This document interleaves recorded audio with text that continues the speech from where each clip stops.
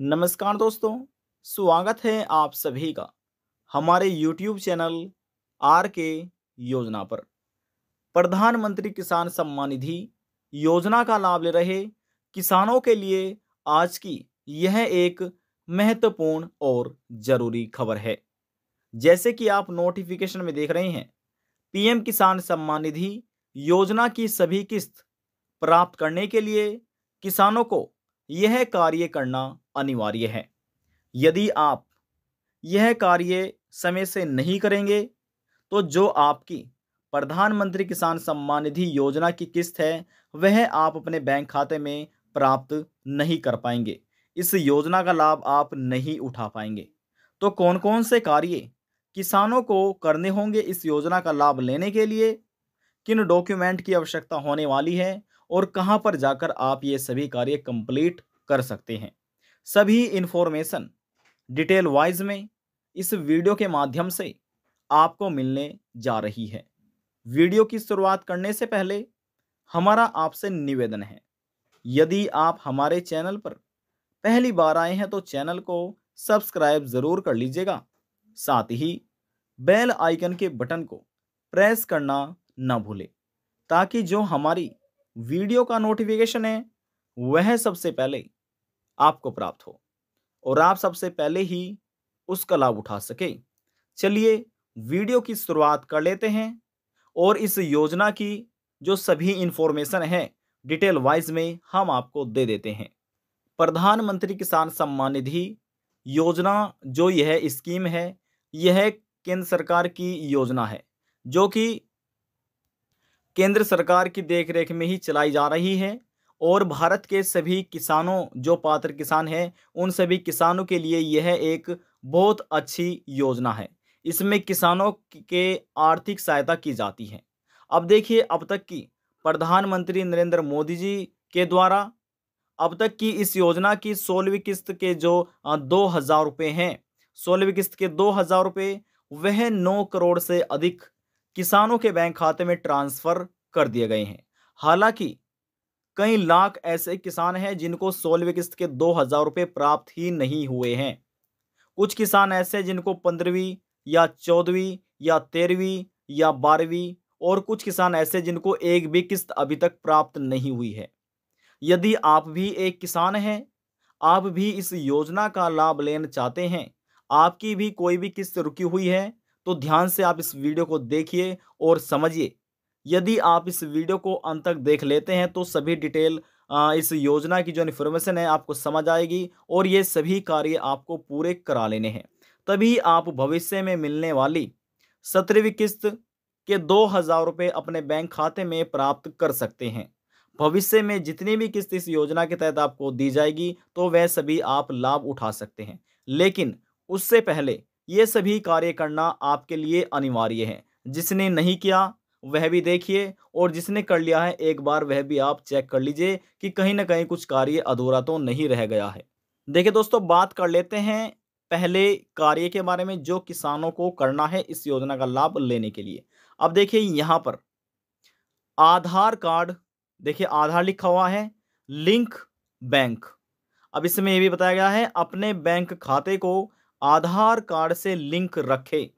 यानी कि जो आपका बैंक खाता है वह आपका आधार कार्ड से लिंक होना अनिवार्य है। जिसका लिंक नहीं है उनके बैंक खाते में 2,000 रुपये किस्त ट्रांसफर नहीं की जाएगी। ये कार्य आप अपने बैंक में जाकर पूरा करा सकते हैं। अपना आधार कार्ड लेकर जाइए, आधार कार्ड में जो मोबाइल नंबर लिंक है वह लेकर जाइए। ये कार्य आपका वहां से ही, अपने बैंक से ही कंप्लीट कर दिया जाएगा। बात करते हैं दूसरे कार्य के बारे में। ध्यान से देखिए और समझिए। आधार सीडिंग इसमें लिखा हुआ है, यानी कि हम बात कर रहे हैं आधार बैंक अकाउंट सीडिंग के बारे में, एनपीसीआई मैपिंग के बारे में हम यहाँ पर बात कर रहे हैं। इसमें लिखा है अपने बैंक खाते की स्थिति के साथ अपना आधार सीडिंग भी जांच कर लें। यानी कि जो आपका बैंक खाता है वह आपके आधार कार्ड से लिंक हुआ है या अभी तक लिंक नहीं है, तो ये आपको चेक कर लेना है। चेक करने के लिए आप हमारी पिछली वीडियो जाकर देख सकते हैं। उसमें ऑनलाइन सभी इंफॉर्मेशन दी गई है कि आधार कार्ड आपका बैंक खाते से लिंक है या फिर नहीं है, आपका जो बैंक खाता है, जो स्टेटस है वह एक्टिव है या इनएक्टिव है, उसमें ये सभी इन्फॉर्मेशन दी गई है। तो आप हमारी पिछली वीडियो जाकर देख सकते हैं। अब देखिए इसमें ये तीसरा कार्य है, जिसमें यहाँ पर जिस भी किसान का आधार सीडिंग का कार्य कंप्लीट हो जाएगा, लिखा मिलेगा congratulation your Aadhaar bank mapping has been done. यानी कि यहाँ पर ये कार्य आपका कंप्लीट हो चुका है, और जिसका कंप्लीट होएगा देखिए लिखा है बैंक सीडिंग स्टेटस में क्या लिखा हुआ है, एक्टिव। यानी कि इन किसान का ये जो कार्य है ये कंप्लीट हो चुका है। इसमें देखिए लिखा भी हुआ है अपने आधार सीडिंग बैंक खाते में अपना डीबीटी विकल्प एक्टिव रखे। अब देखिए जिस भी किसान का बैंक सीडिंग जो स्टेटस है वह एक्टिव लिखा हुआ है, तो समझ लीजिए कि उनका जो डीबीटी है विकल्प है वह एक्टिव हो चुका है। जिसका इस प्रकार से आ चुका है उन्हें दोबारा कराने की आवश्यकता नहीं है, क्योंकि ये एक बार ही होता है। बात करते हैं अगले कार्य के बारे में। अब देखिए जो अगला कार्य है वह आपकी पीएम किसान योजना का ई केवाईसी का कार्य है। जी हाँ, ई केवाईसी का कार्य। ये कार्य आप पीएम किसान पोर्टल पर जाइए और एक कॉर्नर में लिखा हुआ है ई केवाईसी, उस पर क्लिक कीजिए, अपना आधार नंबर डाल दीजिए और सबमिट पर क्लिक कर दीजिए। आपके मोबाइल नंबर पर एक ओटीपी आएगा, जैसे यहाँ पर देखिए ओटीपी लिखा हुआ है, वह ओटीपी आपको दर्ज करना है और सबमिट कर देना है। ये साथ साथ ही आपका इस प्रकार से जो ई केवाईसी है वह कंप्लीट हो जाएगा। अब देखिए यहाँ पर लिखा हुआ है अपना ई केवाईसी पूरा करें, उसे पूरा करना है जिसका पूरा नहीं है, ये कार्य आपको पूरा करना है। और इसी के साथ साथ ध्यान रखें जिन किसानों का लैंड सीडिंग का कार्य अधूरा है, लैंड सीडिंग का कार्य यानी कि हम बात कर रहे हैं जो भूमि सत्यापन है, खतौनी सत्यापन है, वे कार्य आपको पूरा करना है।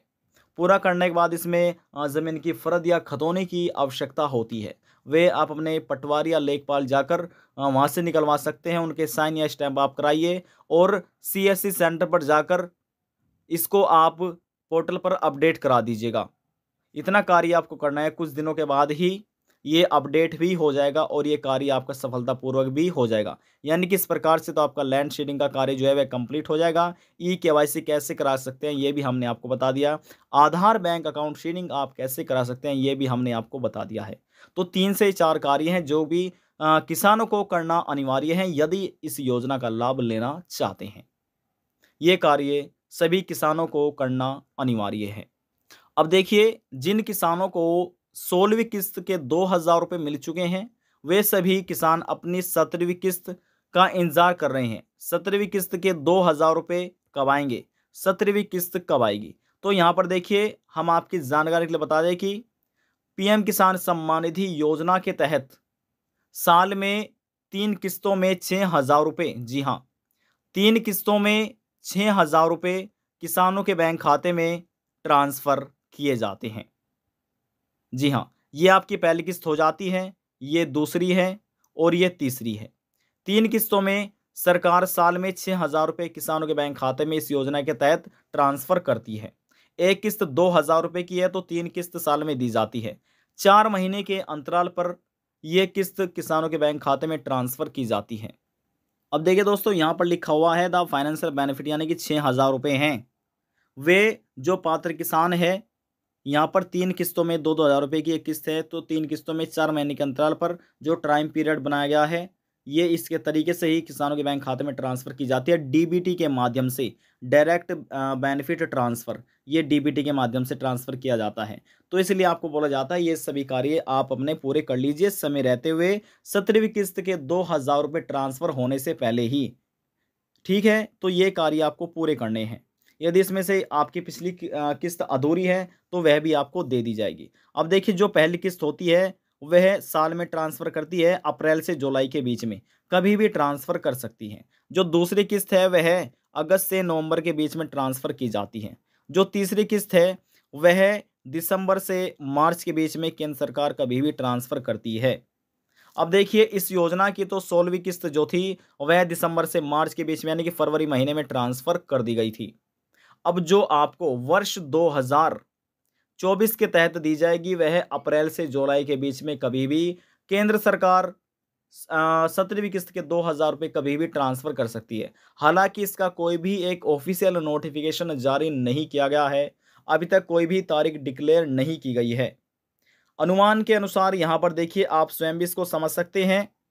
अब जब यहाँ पर दिसंबर से मार्च के बीच में की गई थी तो 28 फरवरी को 9 करोड़ से अधिक किसानों के बैंक खाते में 16वीं किस्त ट्रांसफर की गई थी। अब बात करते हैं इस वर्ष के तहत अगली किस्त के बारे में, यानी कि 17वीं किस्त के बारे में। जो 17वीं किस्त होगी वह अप्रैल से जुलाई के बीच में, यानी कि जुलाई में हो सकती है या फिर जून में हो सकती है। कभी भी केंद्र सरकार 17वीं किस्त आपके बैंक खाते में ट्रांसफर कर सकती है।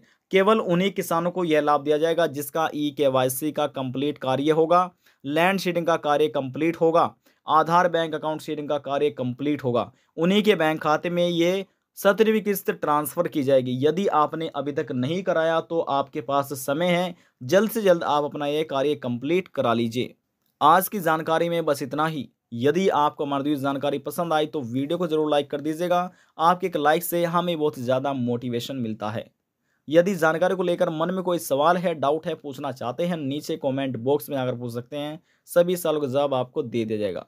लास्ट में हम निवेदन यही करेंगे, चैनल को सब्सक्राइब और साथ ही बेल आइकन के बटन को प्रेस करना ना भूलें।